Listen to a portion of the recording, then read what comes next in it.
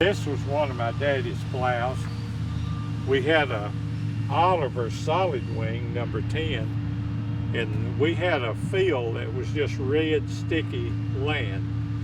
This flat wing would actually plow because the red sticky dirt on a solid moldboard would build up and get about 2 or 3 inches thick, and your plow would start riding out of the ground.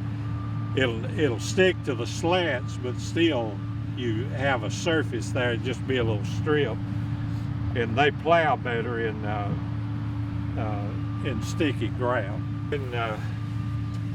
Around 1983, I organized what was called the Georgia Old Time Plow Club, and we did plowing demonstrations. This was the plow that I used all the time. If someone wants one of the best plowing plows, is a 93-94 Chattanooga slat wing. I have a video of me plowing with this plow, and I had my harness set right and would run over 200 feet, and I'd never touch my handles. I'd just drive my team. And if you got your plow set right, the harness set right, this plow, you don't even have to hold it, unless you hit a rock or something in the ground, and that'll cause it to shift. So this little plow is a Boy Dixie. Now, Boy Dixie made a wooden beam plow and here, and also an iron beam plow. They both the same. This is just lighter and easier to handle. This is a new plow that's never been sold. Has the price on it of $3 it sold for new when it was a new plow. Okay, this was a stalk cutter. You could cut cotton stalks or corn stalks with it. We were talking about ripping up the stalks, and I talked about cutting when we were on the plows. This is the machine that you actually cut the stalks with. You got up on it and rode it, the lever lets your blades down here, and they roll on the ground and cut. They're sharp, and they're reversible. When you get these dull, you can unbolt these, turn them around, and use the other side as well. If you notice the old grease things you had, you didn't have grease guns. You screwed that little cap off, packed it full of grease, and as you grease, you tighten it down, and more you tighten it, more grease goes into your bearings. You didn't have grease fittings, didn't have a grease gun. The Zerks, yeah.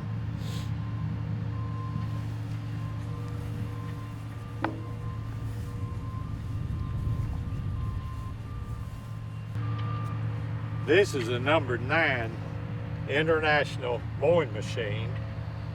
Before, there's some old enough to be called McCormick, which is the same machine. This is a number 9 high gear. It shows it on the, if you don't know what gear it is, if you got the toolbox lid still on it, it'll show high gear number 9. These were the most popular mowing machines that they had. This one hadn't been used much. You can see the dips in the wheels. With a 5-foot cutter bar. You can put stub guards on these. We learned later, after being in the tractor business, selling mowers with stub guards. Anyone that's got one of these and they're clogging, you can go to Tractor Supply or go to a tractor dealer and buy these guards in a stub guard, and that means it don't have no top on it.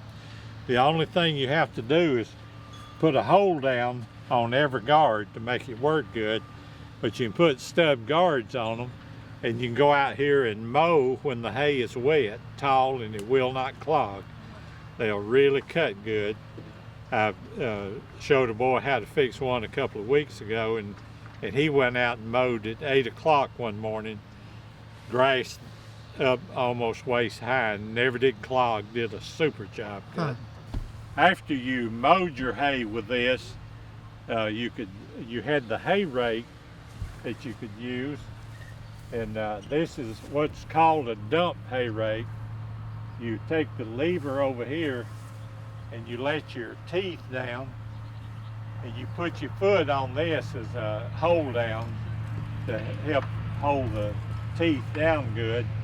When it gets completely full of hay, you just take your foot off of that and hit this, and it dumps automatically and goes right back down. And when you get you come around the next time and you dump in the same place, you'll have a long windrow crossways on the field. Then you turn around and start raking that windrow this way and dump. Then you go down and get you a pool coming this direction. You can pile hay up about this high. Then we had to load it with a pitchfork on a wagon and haul it out.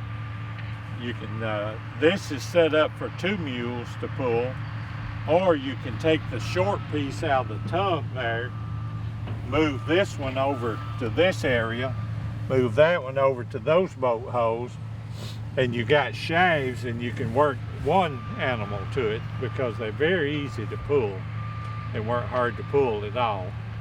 And that's how we got our hay up. This is an old original International Plow. John Deere made plows. Several companies made riding plows. This is an International, one of the best ones I've ever used. Knowing how to set a plow and all, I rigged this up for my own use. And if you look back here, they had a big old tractor plow on it that took actually 3 animals to pull. I took this 13 Oliver bottom off of a regular walking plow. I made my brackets here to get the right pitch that I needed. Adjusted this over to where it throws the dirt in the furrow. And to change the lead on the plow, if you'll notice, you can take this lever and this lever, and this changes the lead. See the tongue move over? Watch the tongue move over.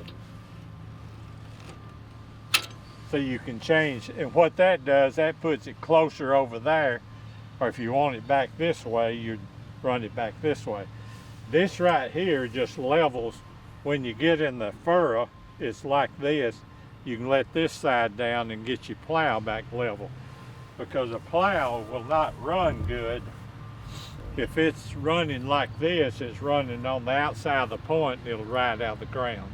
The plow's got to have this set to it, so that's what the lever on this side is for.